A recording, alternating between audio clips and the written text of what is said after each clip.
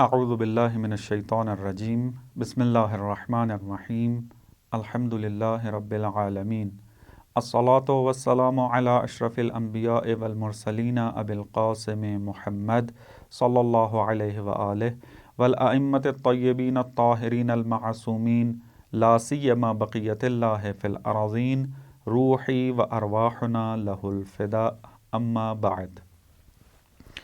ہماری بحث چل رہی تھی کہ انسان فطرتی طور پر لذت طلب ہے، اور لذت طلب ہونا یہ کوئی بری چیز نہیں ہے۔ آج کل کی مادی دنیا نے چونکہ لذت کا معنی مادی اور حسی معنی کے اندر منحصر کر دیا ہے، جس کی وجہ سے جب یہ جملہ ادا کیا جاتا ہے تو بعض اوقات بعض افراد کی طرف سے تھوڑا سا تنفر دیکھا جاتا ہے۔ چونکہ لذت جو ہے وہ ایک عام معنی رکھتی ہے کہ جس کو تفصیلی طور پر آپ کی خدمت میں عرض کر دیا ہے، اور ہماری بات یہاں تک پہنچی تھی کہ انسان اگر فطرتی طور پر لذت طلب ہے، سعادت کے پیچھے ہے، ہر انسان سعادت چاہتا ہے، تو پھر ان کے اعمال کے درمیان اختلاف کیوں ہے؟ عرض کیا تھا کہ اگر ہم اختیاری فعل کے انجام پانے کے مراحل کو مد نظر رکھیں تو بنیادی طور پر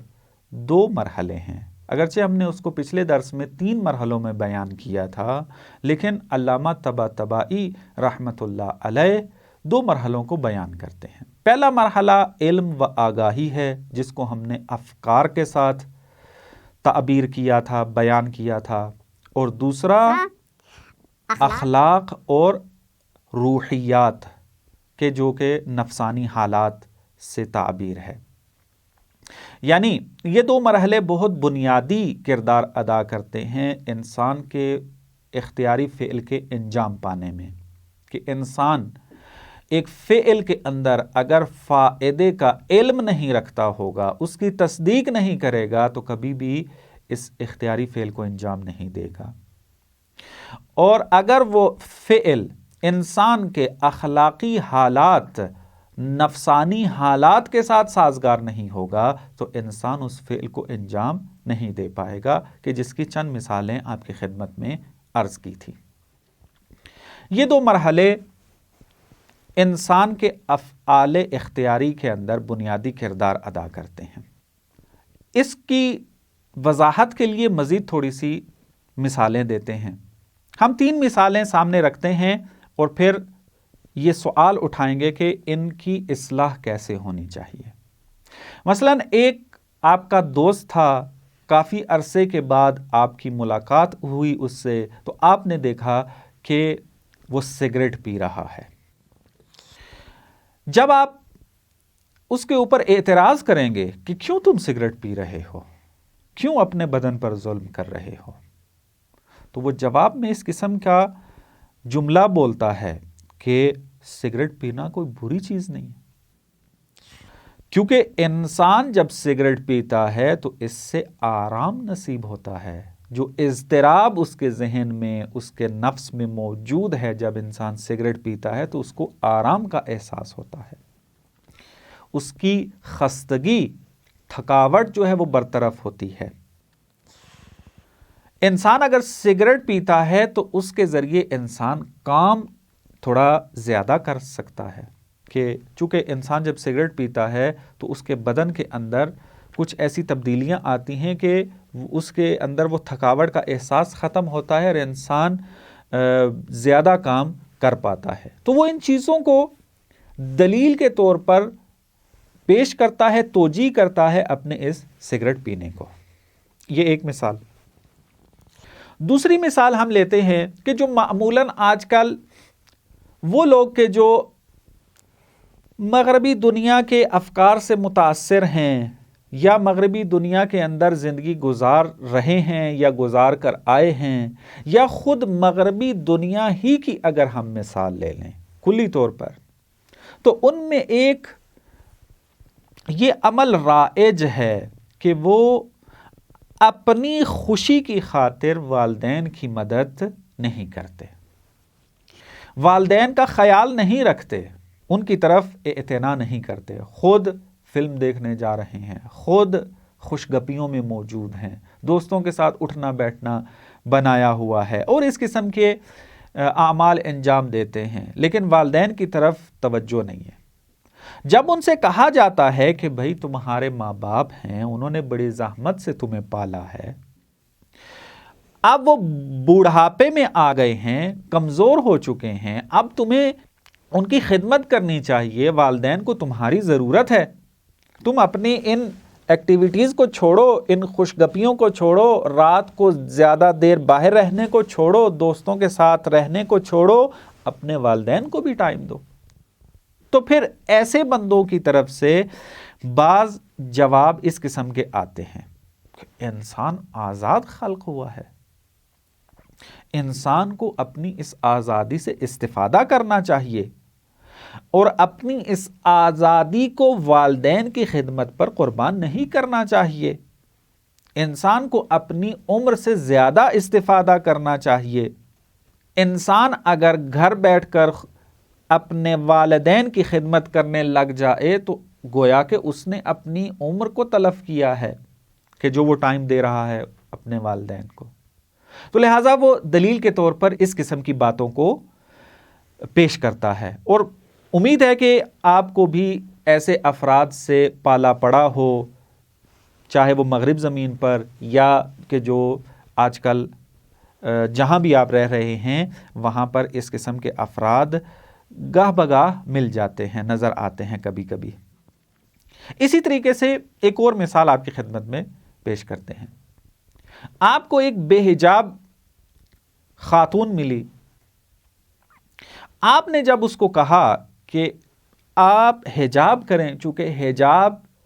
دین کی طرف سے واجب ہے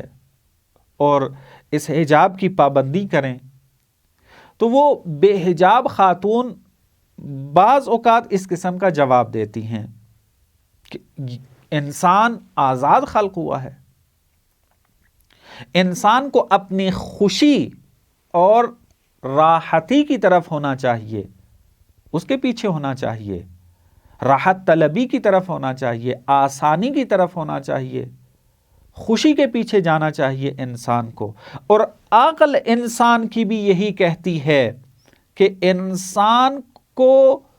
خوشیوں سے محروم نہیں ہونا چاہیے،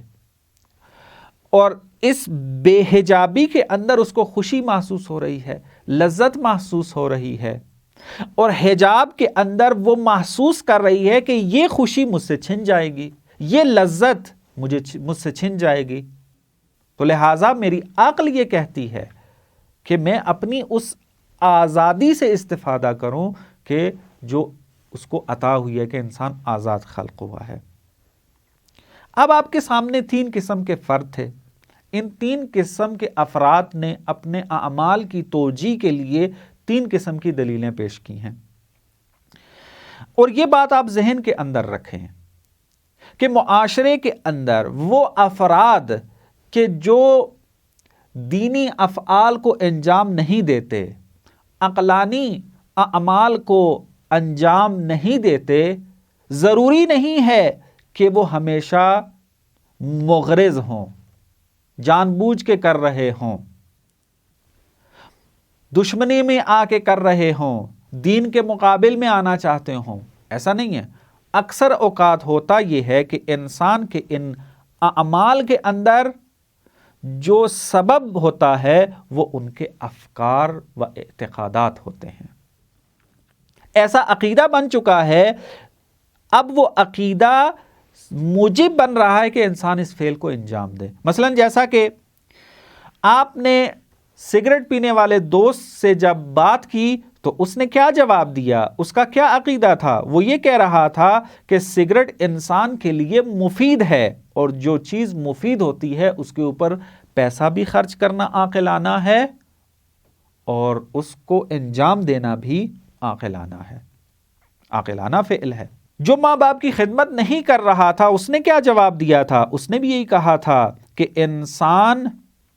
اپنی عمر سے استفادہ کرے، ماں باپ کی خدمت کی جگہ اپنی عمر سے استفادہ کرے اور اپنی خوشی کے پیچھے ہو، اپنی راحتی کے پیچھے ہو، اپنی آسائش کے پیچھے ہو۔ اور بے حجاب خاتون نے بھی اسی قسم کا جواب دیا تھا کہ انسان چونکہ آزاد ہے اور انسان کو محدودیتوں سے آزاد رہ کر زندگی گزارنی چاہیے، کیونکہ یہ محدودیتیں انسان کو محرومیتیں عطا کرتی ہیں اور محرومیت لذت کے منافی ہے۔ پس بے حجابی جو ہے کوئی بری چیز نہیں ہے۔ یہ ان کے عقائد تھے۔ اب آپ سے یہ سوال بھی ہے کہ آپ خود جواب دیں گے اس کا، کہ اگر آپ کے سامنے یہ 3 مثالیں آ جائیں یا ان میں سے کوئی ایک مورد آپ کے سامنے آ جائے اور آپ کو کہا جائے کہ ان کی اصلاح کریں، تو آپ کا وظیفہ کیا بنتا ہے؟ آپ کیسے اس کو جواب دیں گے؟ سگریٹ پینے والے کی اپنی دلیل تھی، ماں باپ کی خدمت نہ کرنے والے کی اپنی دلیل تھی، اور حجاب نہ کرنے والے کی اپنی دلیل تھی۔ تو ظاہری سی بات ہے، جو مطالب آپ کی خدمت میں عرض کر دیے ہیں ان کا نتیجہ یہ نکلتا ہے کہ ان کے چونکہ عقائد کے اندر تھوڑی مشکل موجود ہے، ان کو اصلاح کرنے کی ضرورت ہے۔ اگر یہ اصلاح ہو گئے تو ان کے اعمال بھی ٹھیک ہو جائیں گے۔ سگریٹ والی جو مثال تھی،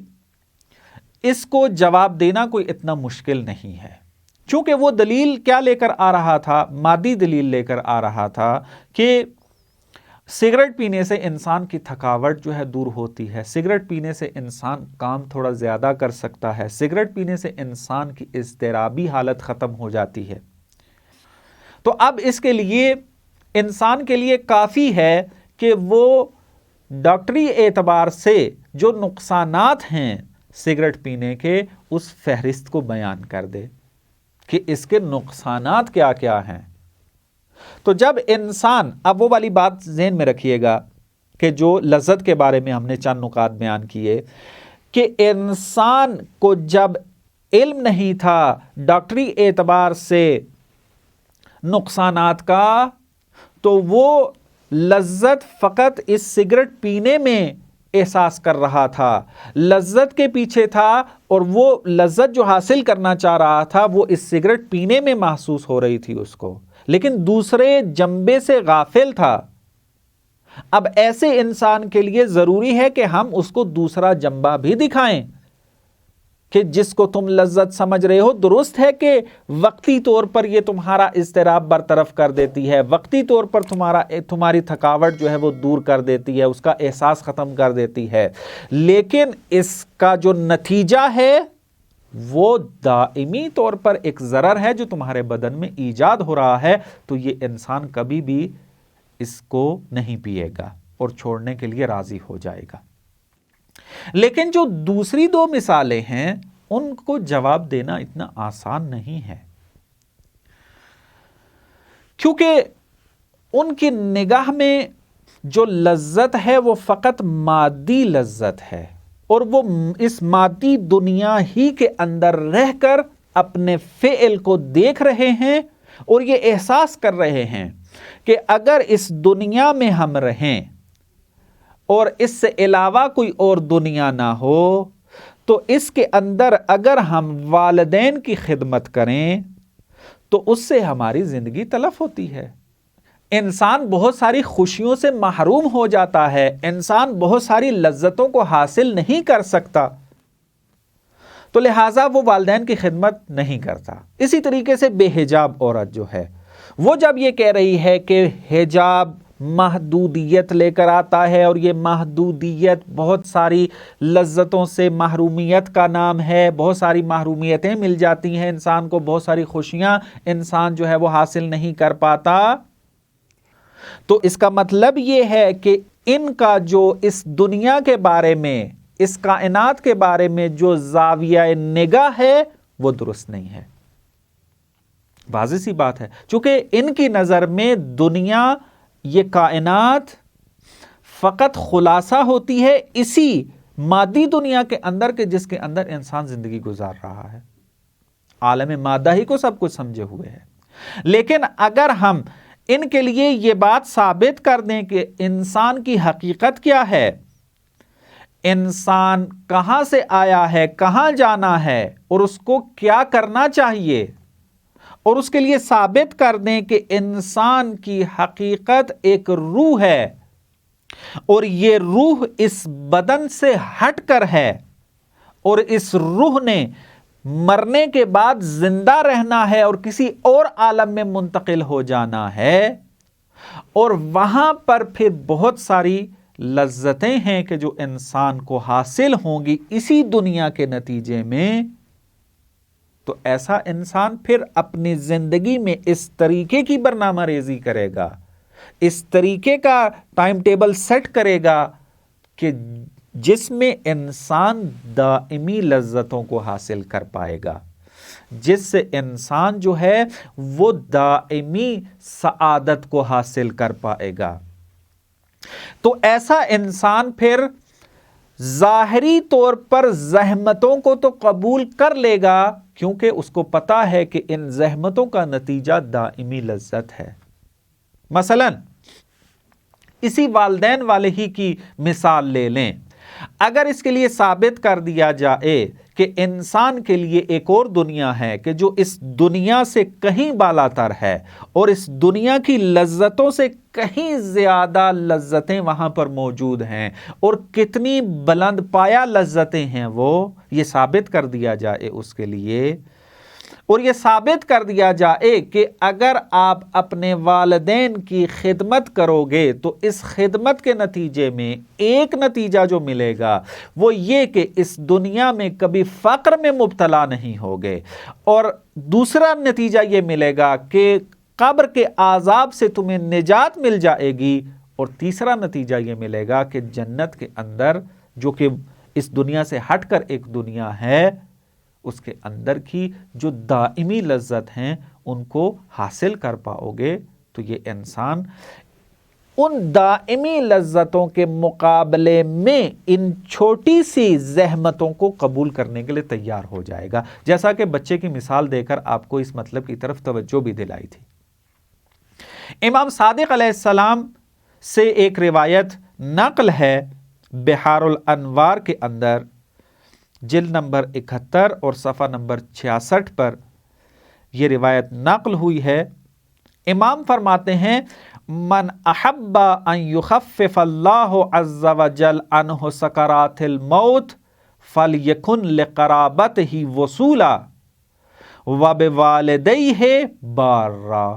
یعنی جو چاہتا ہے کہ خداوند متعال موت کی سختیوں کو کم کرے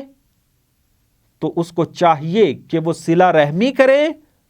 اور اپنے والدین سے نیکی کرے۔ فَإِذَا كَانَ كَذَلِكَ، اور جو یہ ایسا کام انجام دے گا، حَوَّنَ اللَّهُ عَلَيْهِ سَكَرَاتِ الْمَوْتِ وَلَمْ يُصِبْهُ فِي حَيَاتِهِ فَقْرٌ أَبَدًا، تو اس کا نتیجہ یہ نکلے گا کہ خداوند متعال اس انسان سے موت کی سختیاں دور کر دے گا، آسان کر دے گا اس کے اوپر، اور زندگی میں وہ انسان فقر میں مبتلا نہیں ہوگا۔ تو جب ان چیزوں کی طرف توجہ دلا دی جائے گی تو وہ انسان کبھی بھی اپنے والدین کی طرف بے اعتنائی نہیں کرے گا۔ بس آپ نے یہاں پر دیکھا کہ فکر کے صحیح کرنے سے انسان کی زندگی میں اثر پڑتا ہے، لہذا فکر کی صحت کے اوپر اگر کام کر لیا جائے تو عمل خود بخود صحیح ہو جاتا ہے۔ ان مثالوں سے ایک اور مطلب ہمارے سامنے آتا ہے، وہ یہ کہ انسان کے افکار دو قسم کے ہیں۔ بعض افکار ایسے ہیں کہ جو پوری زندگی پر اثر نہیں ڈالتے، جیسا کہ مثلا سگریٹ کے بارے میں آپ کو مثال دی تھی کہ سگریٹ والا یہ عقیدہ رکھتا تھا کہ سگریٹ میرے لیے مفید ہے، میری خستگی کو، تھکاوٹ کو دور کرتی ہے اور باقی فائدے کے جو وہ گنواتا ہے۔ تو اب اس کا یہ عقیدہ اس کی پوری زندگی کو متاثر نہیں کر رہا، اور اگر اس عقیدے کی تصحیح کر دی جائے تو یہ عقیدہ اس کے اسی عمل کو صحیح کر رہا ہوگا کہ جو اس کے ساتھ مربوط ہوگا۔ پس ایک عقیدہ ایسا ہے کہ جو انسان کی پوری زندگی پر اثر انداز نہیں ہوتا، لیکن بعض ایسے عقیدے ہیں کہ جو انسان کی پوری زندگی پر اثر انداز ہوتے ہیں۔ مثلا یہی جو انسان مادی پسند ہو چکا ہے اور انسان کو اس بدن کے اندر خلاصہ کرتا ہے، اس بدن کے علاوہ کسی اور حقیقت کا قائل نہیں ہے، روح کا منکر ہے، تو اس کی زندگی کسی اور طریقے سے گزرے گی۔ لیکن جو انسان روح کا قائل ہو جائے تو طبیعی بات ہے کہ انسان قیامت کا بھی قائل ہو جائے گا، اس کے اندر حالات اور لذتوں کا بھی قائل ہو جائے گا، تو اس کی زندگی کچھ اور ہوگی۔ انسان فقط اگر روح کا عقیدہ نہ رکھے تو اور اس کی زندگی ہوگی، اس کا عمل کچھ اور ہوگا، اور اگر انسان روح کا قائل ہو جائے، انسان کی حقیقت کو بدن میں خلاصہ نہ کرے بلکہ یہ قائل ہو جائے کہ انسان کی حقیقت اس کی روح تشکیل دیتی ہے، تو اس کا عمل کچھ اور ہوگا، یعنی پوری زندگی کے اعمال جو ہیں وہ بدل جائیں گے۔ اس کی پوری زندگی جدا ہوگی دوسرے سے کہ جو اس طرح قائل نہیں تھا۔ پس بعض افکار ایسے ہیں کہ جو انسان کی بعض زندگی پر اثر انداز ہوتے ہیں، اس کی تاثیر بعض زندگی پر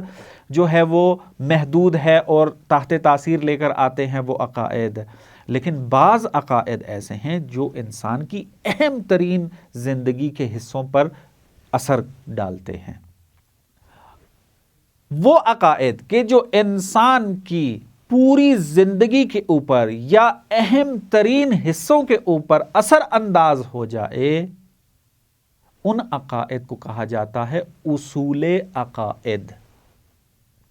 اب یہاں سے آپ کو ایک اور اصطلاح سمجھ میں آ گئی۔ معمولاً آپ سنتے ہوں گے اور سنا ہوگا حتماً کہ کہا جاتا ہے کہ اصول عقائد کتنے ہیں، اصول عقائد کی کلاس کہاں ہے، اصول عقائد کی کتاب پڑھنی ہے۔ اب اصول عقائد کی کیا تعریف ہے، آج آپ کی خدمت میں عرض کی ہے۔ اصول عقائد ان عقائد کو کہا جاتا ہے کہ جو انسان کی تمام زندگی پر اثر انداز ہیں، ان کو کہتے ہیں اصول عقائد۔ جیسا کہ توحید کا مسئلہ ہے، نبوت کا مسئلہ ہے، معاد کا مسئلہ ہے، یہ سارے اصول عقائد اسی لیے شمار ہوتے ہیں کہ ایک عقیدہ انسان کی پوری زندگیاں بدل دیتا ہے۔ اور ان اصول عقائد کے جو مہم ترین، اہم ترین جو حصے ہیں وہ ہم ان چند عنوانوں میں آپ کی خدمت میں پیش کریں گے۔ ایک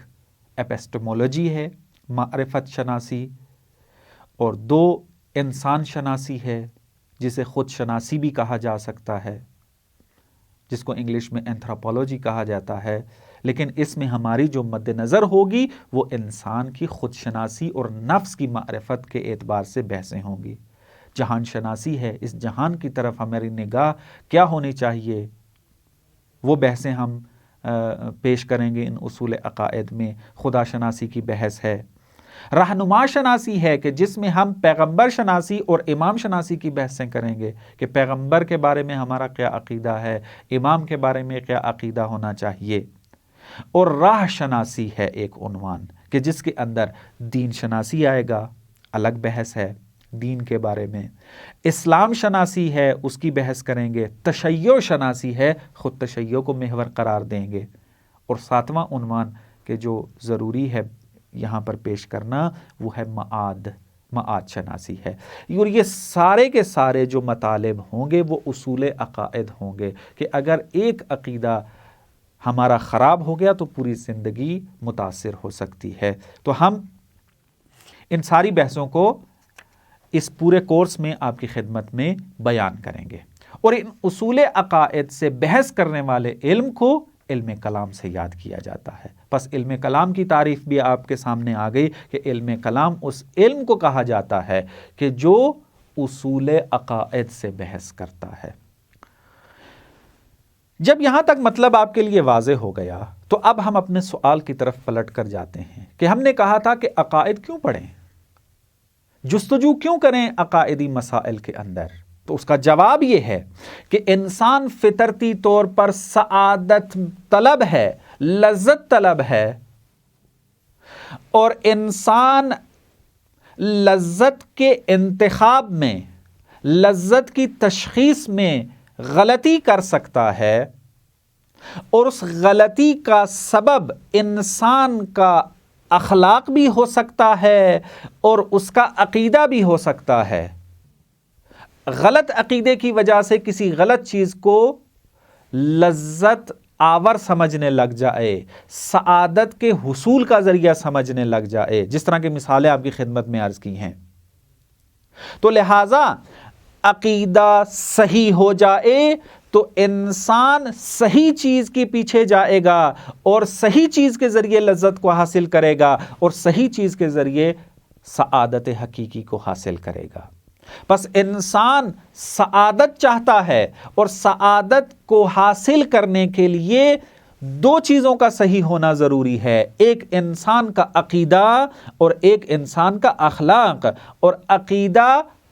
علم کلام کے اندر تصحیح کیا جاتا ہے، اصول عقائد کے اندر صحیح کیا جاتا ہے۔ پس اگر انسان عقائد کی بحث نہ کرے، عقائد کے مسائل میں تحقیق نہ کرے، تو انسان ممکن ہے کہ لذت کے معنی میں غلطی کر جائے، لذت کے مصداق میں غلطی کر جائے۔ جس کو وہ لذت آور اور سعادت مند سمجھ رہا ہے اس چیز کو، اور سعادت کا حصول کا سبب سمجھ رہا ہے، ممکن ہے وہ انسان کی شقاوت پر منتہی ہو، شقاوت کا نتیجہ دے دے۔ بس اس وجہ سے عقائد پڑھنا ضروری ہے۔ چند نکات اور بھی ہیں کہ عقائد کو کیوں پڑھنا چاہیے۔ ایک یہ کہ انسان اگر عقائد کی کلاس پڑھے گا، عقائد میں تحقیق کرے گا، عقائد کا مطالعہ کرے گا، تو بہت سارے اعتراضات اور اشتباہات کے جس کے اندر وہ خود مبتلا ہو چکا ہے، اس کی اصلاح کر سکے گا یا دوسروں کی اصلاح کر سکے گا۔ جدید مسائل کی شناخت اسی علم کلام پڑھنے کے ذریعے، عقائد کا درس پڑھنے کے ذریعے ہی حاصل ہو سکتی ہیں۔ اپنے صحیح عقائد کو مستحکم انسان اسی اصول عقائد کو پڑھنے کے بعد ہی کر سکتا ہے۔ دوسروں کو مدد دے سکتا ہے جو عقیدتی اعتبار سے کمزور ہیں، اپنے عقائد کا دفاع نہیں کر پا رہے، اپنے اعمال کو تصحیح نہیں کر پا رہے چونکہ ان کے عقائد ضعیف ہیں، تو انسان چونکہ خود مضبوط ہو چکا ہے اصول عقائد پڑھنے کی وجہ سے، اب دوسروں کی مدد کر سکتا ہے ان کے عقائد کو تصحیح کرنے کے ذریعے۔ تو یہ مختلف فائدے موجود ہیں عقائد کو پڑھنے کے اندر کہ انسان ان سے فائدہ حاصل کرتا ہے، اور بہت سارے مزید فائدے حاصل ہوتے ہیں اگر انسان عقائد کی کلاس لے، عقائد کی کتابیں پڑھے۔ اور سب سے بڑا فائدہ انسان کا یہی ہے کہ انسان ان عقائد کو صحیح کرنے کے ذریعے سعادت واقعی تک پہنچ جاتا ہے۔ بس اب آپ کو اس درس کی اہمیت کا اندازہ ہو چکا ہوگا۔ اب سب سے تقاضا یہی ہے کہ اس درس کے مطالب کو انتہائی توجہ سے سنیں اور اس پر عمل کریں۔ والسلام علیکم ورحمۃ اللہ وبرکاتہ۔